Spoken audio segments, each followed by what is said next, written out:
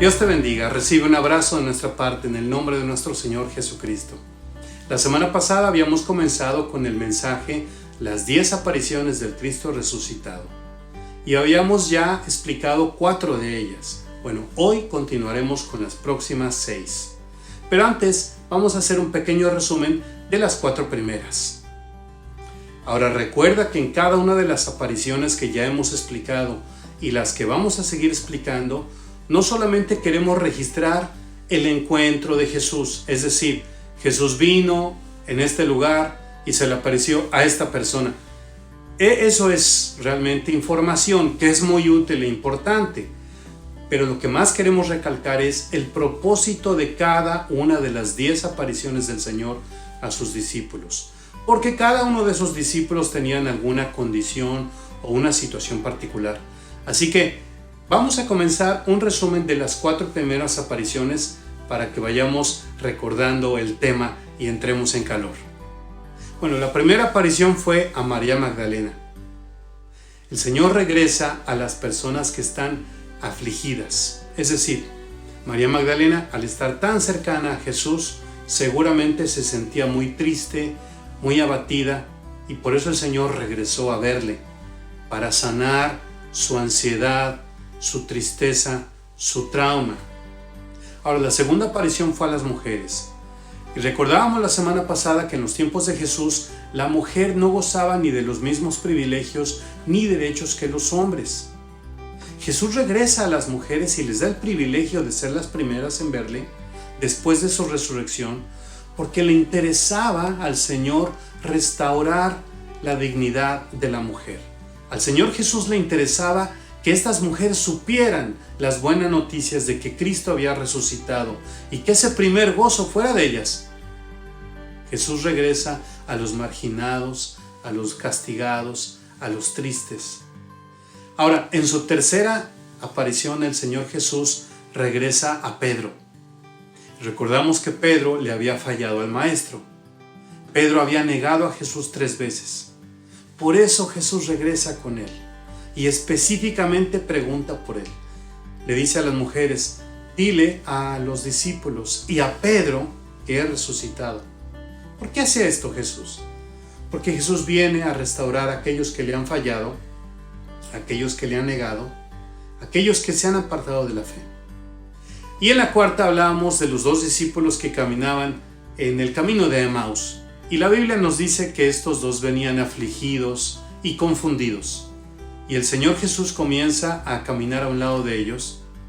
Y estos estaban tan ofuscados con su problemática que no se dieron cuenta que el Señor venía a su lado. Esto tal vez te pasa a ti o a mí también, en ocasiones.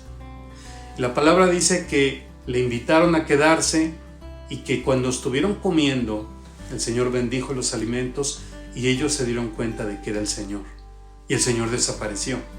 Que recuerda, el Señor ya tenía un cuerpo glorificado que no era limitado ni por tiempo ni distancia, se podía mover a libertad y a voluntad. Estos discípulos necesitaban tener ánimo y por eso Jesús regresa, para que ya no más estuvieran confundidos, para que ya no estuvieran derrotados ni tampoco deprimidos. Iniciemos pues ahora la segunda parte de nuestro mensaje con la próxima aparición del Señor Jesucristo, y es la quinta aparición. Ahora, la quinta y la sexta apariciones de nuestro Señor Jesucristo están muy relacionadas en 2 aspectos importantes. Primeramente, ocurren las 2 en el aposento alto, que es este salón que usaron en la última cena, ¿recuerdas? O donde fue derramado el Espíritu Santo a los 120 discípulos el día de Pentecostés. Es el mismo lugar. Ahora, este es el primer aspecto, pero el segundo es que ambas de las 2 apariciones también ocurren a los discípulos. La única diferencia es que en la primera Tomás no estaba, así como en la segunda sí estaba. La narración bíblica nos deja ver que los discípulos están temerosos, cobardes, faltos de fe. Desde el Viernes Santo hasta el domingo de la resurrección de nuestro Señor, ellos tuvieron un tiempo terrible, es decir, estuvieron escondidos, pasaron el mayor tiempo en el aposento alto, tras las puertas aseguradas, todo bloqueado, porque estaban muy atemorizados de que les fueran a arrestar y a dar muerte. Ellos pudieron haber huido de Jerusalén, pero tenían tanto miedo de ser arrestados por los agentes del Sanedrín, por los oficiales del templo, que mejor se escondieron, porque si los veían en la calle seguramente los hubieran apresado. Como dije anteriormente, la palabra narra que Tomás el apóstol no estaba con ellos en este momento. Bueno, ya hablaremos de Tomás en la próxima aparición de Jesús. Ahora, ¿qué podemos decir de estos discípulos que habían pasado 3 años al lado de Jesús? Habían recibido sus enseñanzas, visto sus milagros, habían pasado noches y días en la compañía del Rabí. ¿Qué tan pronto se les olvidó todo lo que Jesús les transmitió? ¿No recordaban lo que Jesús les había dicho acerca de su muerte y resurrección? Pues ¿dónde estaba su fe? Pienso que aparentemente el temor a ser arrestados les había paralizado por completo y se habían dejado llevar por su emoción y su fe se había perdido, aunque sea aparentemente. Es por eso que Jesús tenía que regresar para darles ánimo y mostrarse victorioso delante de ellos.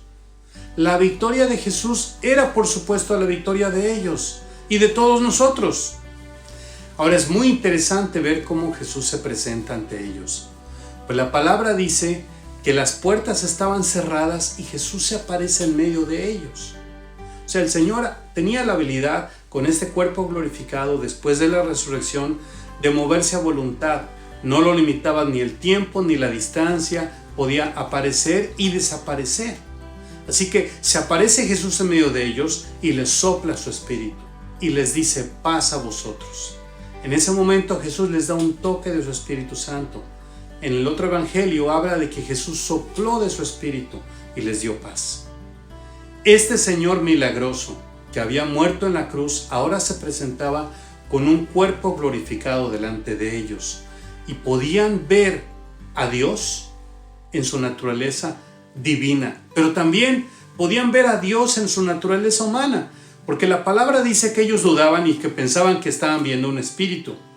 Entonces Jesús les pide algo de comer y finalmente le dan un pescado asado y un poco de panal de miel de abeja.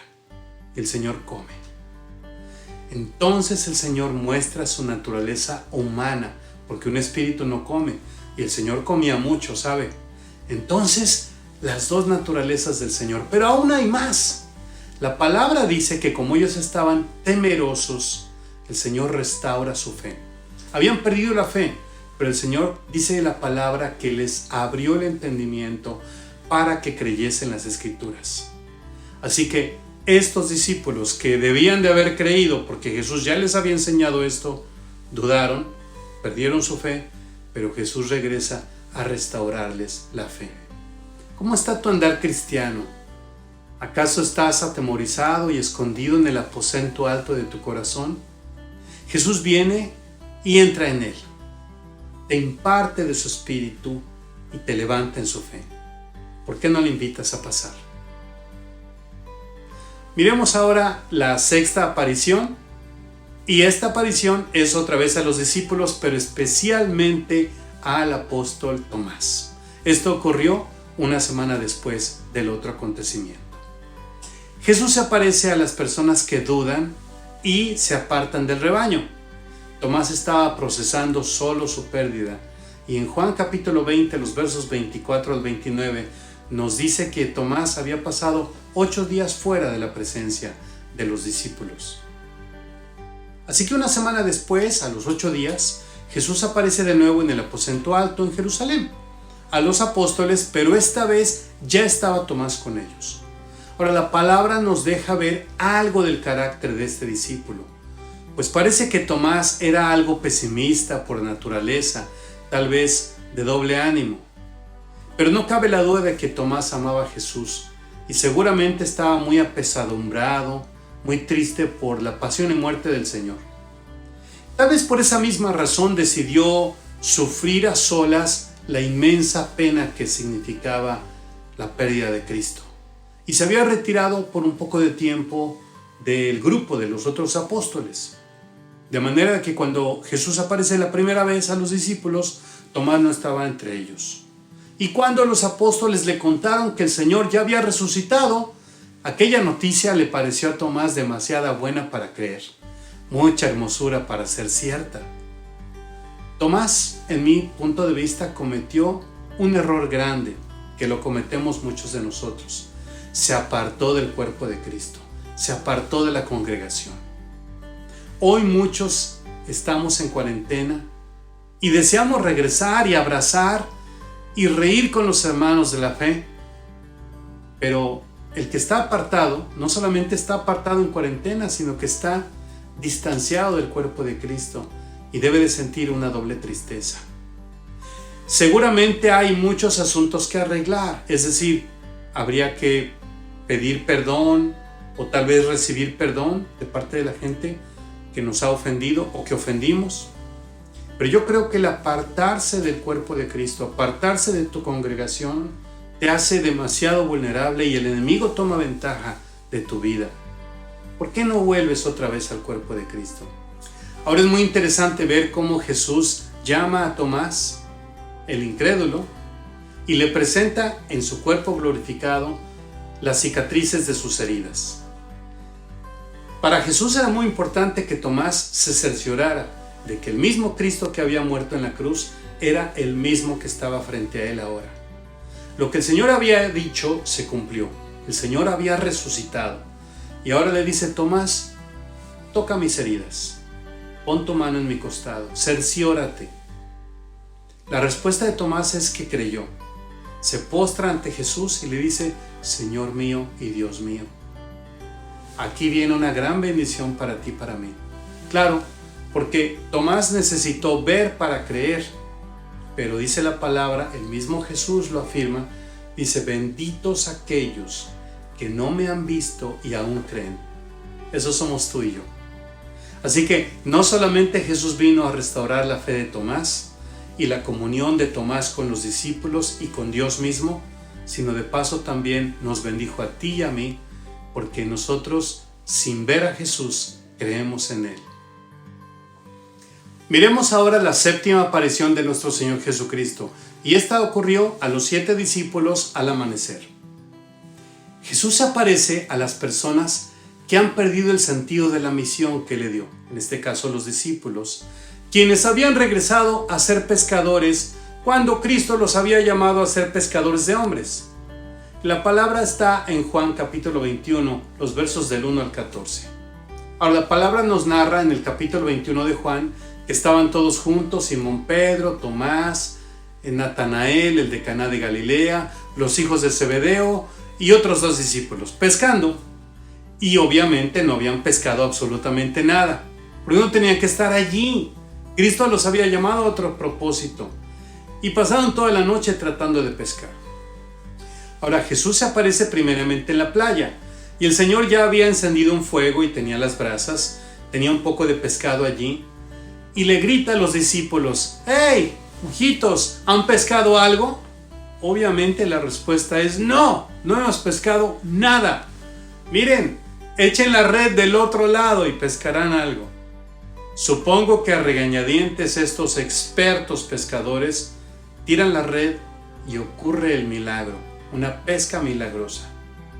Finalmente Juan mira que es el Señor, se da cuenta y le dice a Pedro. Pedro se pone la ropa y viene rápidamente al encuentro de Jesús. Y luego los discípulos, jalando la red, van y se encuentran con el Maestro.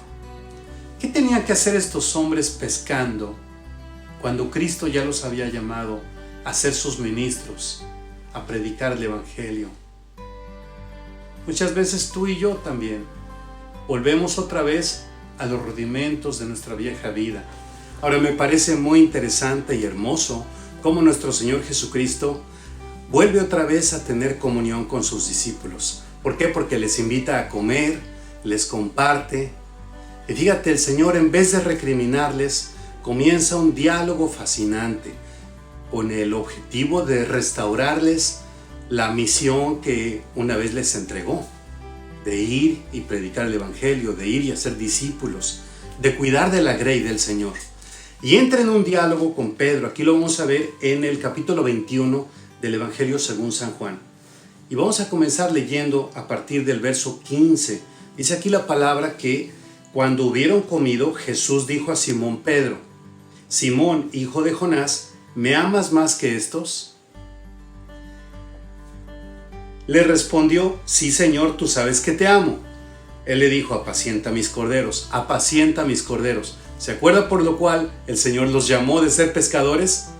Para apacentar los corderos del Señor, para cuidar de la grey de Cristo. En una segunda ocasión y en una tercera ocasión le hace exactamente la misma pregunta: Pedro, ¿tú me amas? Sí, Señor. La segunda respuesta de Jesús es: pastorea mis ovejas. Y luego la tercera es: apacienta mis ovejas. En 3 ocasiones nuestro Señor Jesucristo a estos hombres que habían perdido su misión les vuelve a dar el ministerio, los vuelve a enviar a cuidar de la grey del Señor. Mi pregunta es contigo: ¿estás activo en la iglesia? ¿Será que en algún momento has perdido tu ministerio, el propósito por el cual eres cristiano? Nosotros los cristianos no estamos para calentar una silla. Hemos sido llamados para ministrar en el nombre de Jesús, para sanar, para servir, para discipular, para engrandecer el reino de Dios aquí en la tierra, en su nombre. Así que mi hermano, si has perdido el propósito en tu vida, Jesucristo, así como a estos discípulos les visitó y les volvió a llamar, también te está llamando a ti. ¿Acaso estás en el mar, en tu antiguo oficio de pescador, tratando de pescar por tus propias fuerzas? Jesucristo te dice: no es por ahí, echa la red por otro lado, ven a mí, ven, hijo pródigo, que yo te voy a restaurar el ministerio que has perdido. No te recrimina, te anima. Por eso Jesucristo regresó a ver a estos 7 discípulos y viene a ti también. Pasemos ahora a la 8ª aparición de nuestro Señor Jesucristo, y esta tiene lugar en la Gran Comisión. Así que Jesús se aparece a las personas para darles el poder del Evangelio, es decir, la Gran Comisión. Y leemos de acuerdo con Mateo capítulo 28, los versos del 16 hasta el 20. Y dice la palabra del Señor: pero los 11 discípulos se fueron a Galilea, al monte donde Jesús les había ordenado. Y cuando le vieron, le adoraron, pero algunos todavía dudaban. Y Jesús se acercó y les habló diciendo: toda potestad me es dada en el cielo y en la tierra. Por tanto, id y haced discípulos a todas las naciones, bautizándolos en el nombre del Padre, y del Hijo, y del Espíritu Santo, enseñándoles que guarden todas las cosas que os he mandado. Y he aquí que yo estoy con vosotros todos los días, hasta el fin del mundo. Amén. De hecho, este es el fin del Evangelio según San Mateo, y obviamente palabras muy importantes. ¿Qué significa esto de la Gran Comisión? Bueno, Jesús comisiona a sus discípulos, comisiona, quiere decir que no hay 1 o 2 que reciben esta misión de parte de Cristo, sino que toda la iglesia. Quiere decir que el prefijo co nos incluye a ti y a mí. Tanto tú como yo hemos sido enviados a proclamar el Evangelio de Jesús, a hacer discípulos y hacer la buena obra que el Señor nos ha mandado a hacer. Esta es una misión inclusiva, no exclusiva. Todos estamos llamados a hacerla. Ahora, Mateo habla de 11 discípulos, pero también en 1 Corintios capítulo 15, verso 6, el apóstol Pablo nos dice que seguramente este fue el momento cuando Jesús apareció a más de 500 hermanos, y la mayoría de los cuales vivían cuando Pablo escribió la primera carta de los Corintios. Lo mismo dice ahí. Así que de esta forma muchos de los que todavía estaban con Pablo podían dar testimonio de la Gran Comisión y decirle a otros: oye, mira, es que Jesús nos comisionó tanto a ti como a mí. La base de este primer ejército de evangelistas era que un mínimo de 500 hombres y mujeres dedicados y consagrados a Jesús podían formar un grupo inicial de discípulos que irían por todas las naciones para expandir su santo reino. Ahora, quiero que entiendas que la Gran Comisión no es exclusivamente predicar el Evangelio. Muchos de nosotros nos hemos quedado con esa idea errónea. La palabra nos dice ir a hacer discípulos.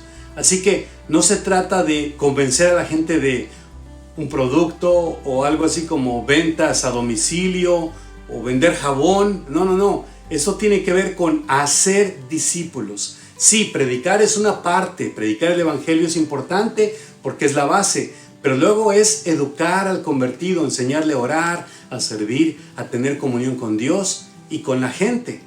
La palabra nos dice, por tanto, id y haced discípulos, hacedlo a todas las naciones, bautizándoles quiere decir que se hagan miembros en el nombre del Padre, del Hijo, del Espíritu Santo.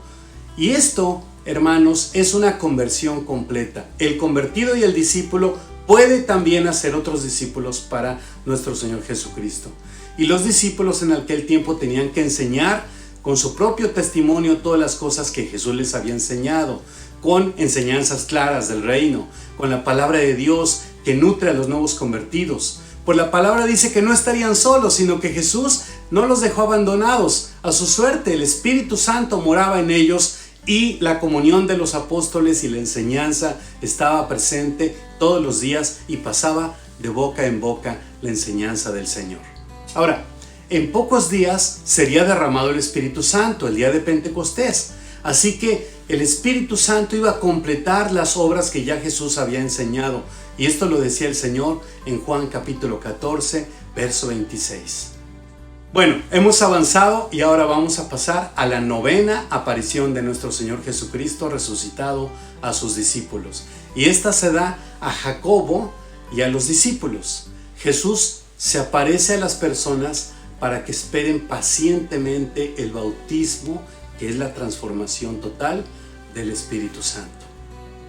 En 1 Corintios 15:7 dice el apóstol Pablo que se le apareció a Santiago, es decir, Santiago y Jacobo es la misma persona, Jacobo en hebreo, Santiago en griego es el nombre de él, quien es el hermano de Jesús, y en poco tiempo se convertiría en el líder de la iglesia de Jerusalén. Pero además también se le apareció a los discípulos. Ahora, ¿cuál es el propósito de esta aparición de Jesús?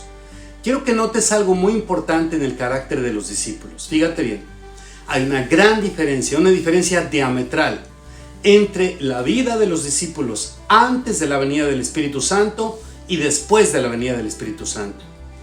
Ciertamente la profecía del profeta Joel, en Joel 2:28, que dice: derramaré mi espíritu sobre toda carne, y profetizarán vuestros hijos y vuestras hijas, y vuestros ancianos soñarán sueños, vuestros jóvenes verán visiones. Pues esta profecía debía de cumplirse en estos últimos tiempos. Y para esto Jesús le manda a los discípulos a que no se muevan de Jerusalén, a que esperen el bautismo del Espíritu Santo. Mira que el Señor les dice a los discípulos en el libro de los Hechos, primero en Hechos 1, versículos 4 y 5. Dice: y estando juntos, les mandó que no se fuesen de Jerusalén, sino que esperasen la promesa de Dios, la cual les dijo: oísteis de mí. Porque Juan ciertamente bautizó con agua, mas vosotros seréis bautizados con el Espíritu Santo dentro de no muchos días. Luego, si vamos al versículo 8, dice: pero recibiréis poder cuando venga sobre vosotros el Espíritu Santo, y me seréis testigos en toda Judea, Jerusalén, Samaria y hasta lo último de la tierra. Ahora sabemos muy bien que el Espíritu Santo prometido por Jesús en el Evangelio de Juan, en el capítulo 14, los versos 15 al 18, dice: había de venir. Y en Hechos capítulo 2 vemos que los 120 del aposento alto recibieron al día 50 después de la muerte y resurrección de Jesús la promesa del Espíritu Santo el día de Pentecostés. El testimonio de los discípulos llenos de su Espíritu Santo nunca fue igual. El cambio fue total. Ahora estaban dispuestos a morir por la causa de Jesús, a trabajar sin cesar, a consagrarse por completo a la obra del Señor. Por eso Jesús tenía que volver, para preparar a su iglesia para recibir el bautismo de su Espíritu Santo, el cual nos da poder sobrenatural para hacer las obras que Jesús nos ha encomendado. Por eso Jesús tenía que volver. Y ahora pasemos a la 10ª aparición de nuestro Señor Jesucristo a los discípulos, y esta toma lugar en el momento de la ascensión a los cielos. Jesús se aparece a 500 personas. Y estos discípulos reciben el banderazo de salida, digamos, el inicio, el arranque de todos los ministerios que Jesús le encomendó a la iglesia. Jesús se va, pero los discípulos comienzan a trabajar de lleno en la obra. Ahora, esta es la última aparición corporal de nuestro Señor a los discípulos. justo antes de ascender a los cielos, registrado en Mateo capítulo 16, Lucas capítulo 24 y el libro de los Hechos capítulo 1 versículos 9 al 12. Estos pasajes narran de que Jesús llevó a los discípulos de Jerusalén a Betania, es decir, a las afueras, que estaba muy cerquita. Con sus manos alzadas los bendijo una vez más antes de subir al cielo. Según el libro de los Hechos, Jesús ascendió al cielo hasta ser escondido en una nube. Conforme a los evangelios, esta ascensión puso fin definitivo a las apariciones de Jesús, que a la vez daba paso a la venida del prometido Espíritu Santo, nuestro gran consolador. Jesús se aparece en esta ocasión y en este caso desaparece para marcar el inicio del ministerio de los discípulos, y es caracterizado por la fe y las obras hacia las grandes multitudes que iban a ser salvas. De hecho, en Marcos capítulo 16 verso 20 dice que ellos saliendo predicaron en todas partes, ayudándoles el Señor y confirmando la palabra con las señales que la seguían. Es decir, en cuanto reciben la gran comisión y Jesús asciende a los cielos, ellos arrancan muy motivados a predicar, a sanar, a discipular en el poder del Señor.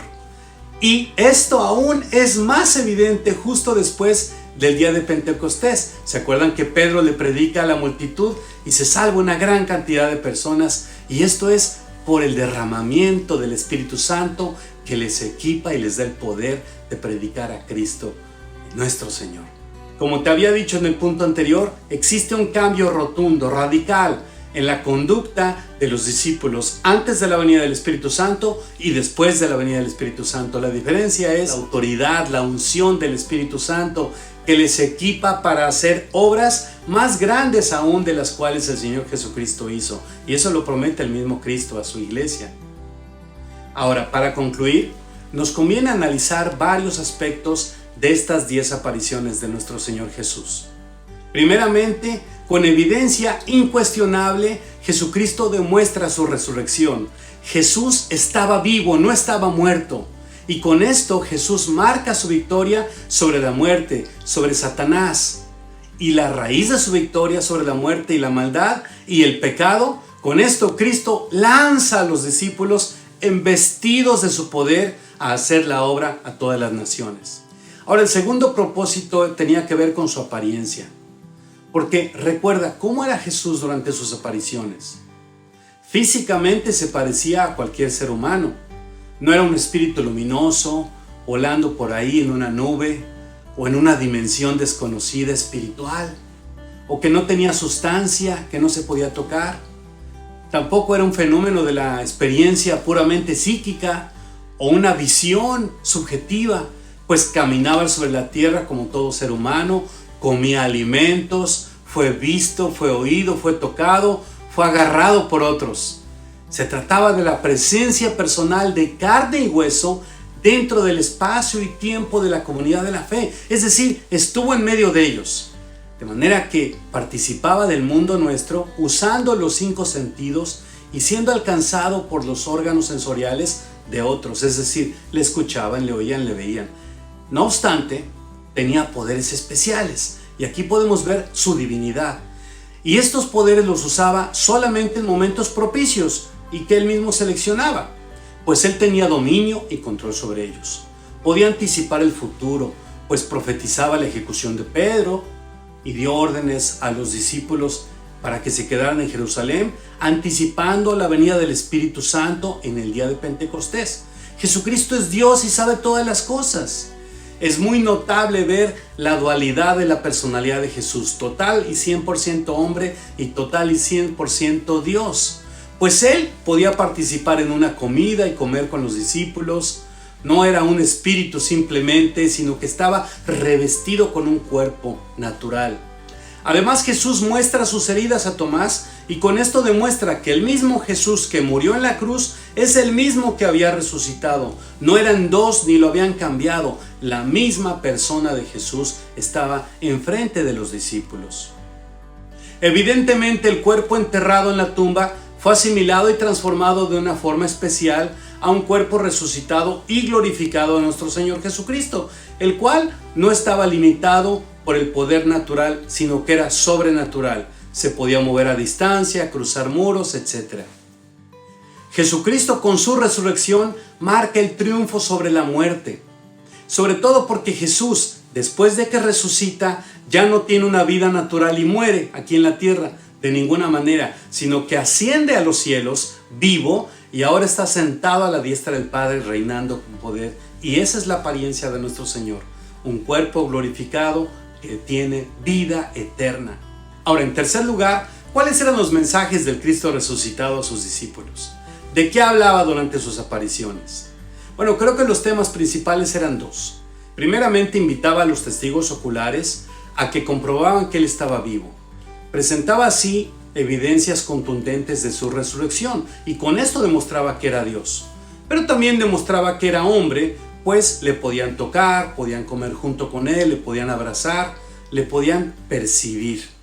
Ahora, es muy importante no solamente que la tumba estuviera vacía, porque cualquiera hubiera podido decir, bueno, se robaron el cuerpo del maestro. De ninguna manera.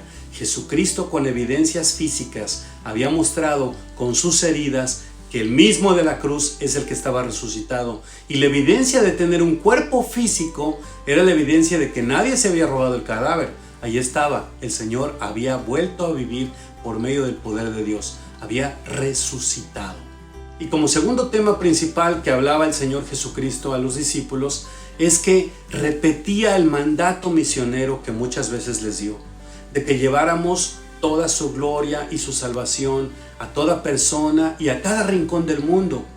Por eso regresó Jesús, para restaurarte, para equiparte, para enviarte a ser usado para su honra.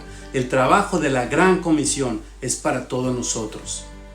¿Te imaginas si todos nosotros viviéramos la realidad de Cristo resucitado y con el poder de Dios y la presencia del Espíritu Santo predicáramos el Evangelio? ¿Qué nos dura este mundo? Toda persona escucharía el mensaje de salvación y mediante el poder del Espíritu Santo discipularíamos, enseñaríamos, sanaríamos y serviríamos a muchísima gente allá afuera que necesita saber que Cristo vive, que ha resucitado. Y si por ahí se te olvidaba, recuerda que Jesucristo regresó. 10 veces se apareció a sus discípulos y lo hace el día de hoy también a ti y a mí por medio de su palabra. Dios te bendiga. Es mi oración que sigas perseverando en la fe y aún en estos tiempos difíciles utilices el poder de Dios para predicar, enseñar, para sanar, para bendecir. Haz discípulos. Haz la obra del Señor. Sea un instrumento de cambio y hazte parte de la gran comisión que Jesús le da a toda su iglesia. El Señor te bendiga.